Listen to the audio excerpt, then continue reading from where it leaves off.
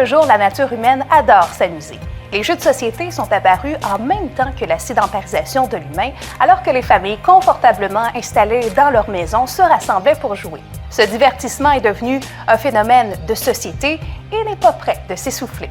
Tout a commencé en Égypte, 3000 ans avant notre ère, alors que les gens se rassemblaient autour d'un jeu appelé le Royal Dur, composé d'une tablette et des dés en forme de pyramide. On s'amuse alors à déplacer des pions selon des règles non écrites. Le but du jeu était d'atteindre la dernière case qui représentait les cieux et c'était davantage un jeu rituel empreint de spiritualisme destiné à préparer les individus à la mort. Ce jeu a été adopté par de nombreuses autres cultures au fil des siècles, chacune modifiant les éléments du jeu.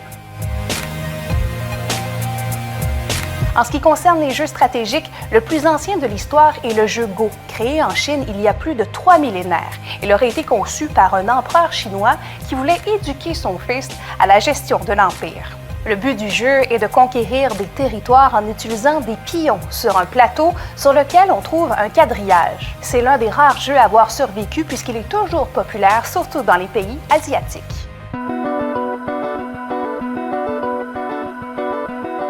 Le jeu d'échecs est sans aucun doute l'un des plus populaires encore aujourd'hui, mais son origine est controversée, puisque les seules traces concrètes datent des années 600. Il s'agit de textes transcrits qui mentionnent l'existence de joueurs d'échecs. Les théories les plus probables situent l'invention des échecs en Perse, en Inde ou en Chine. On a cru longtemps que les échecs étaient issus du Chaturanka, un jeu similaire créé au 6e siècle. Et c'est vers l'an 1000 que les jeux d'échecs sont introduits en Europe avant de se répandre dans le reste du monde. Les cartes à jouer, elles, apparaissent un peu plus tard en Chine, au 7e siècle, mais celles que nous connaissons aujourd'hui datent de 1370 et seraient quant à elles d'origine italienne. Et c'est par la suite que les jeux de cartes inondent l'Europe grâce à l'essor de l'imprimerie. Toutefois, la production de masse démarre essentiellement en Allemagne en 1840 et c'est à ce moment qu'on utilise les jeux de société à des fins éducatives.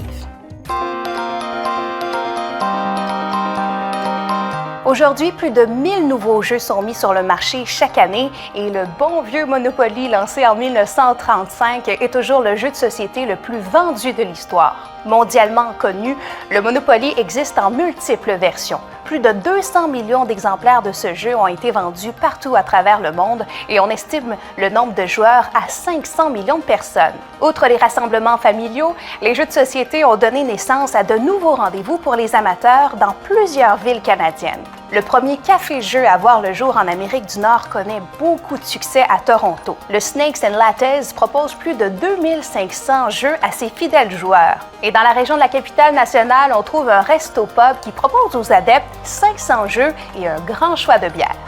Ailleurs dans le monde, il y a une panoplie de tournois internationaux qui invitent les amateurs à participer à des compétitions qui mettent en jeu des grands classiques, comme les échecs, les jeux de dames, les mots croisés, le tarot, le Scrabble et plusieurs autres.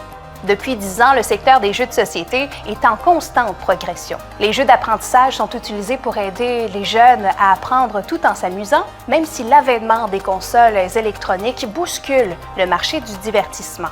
Le jeu de société est toujours en évolution croissante et n'est pas prêt de plier le genou.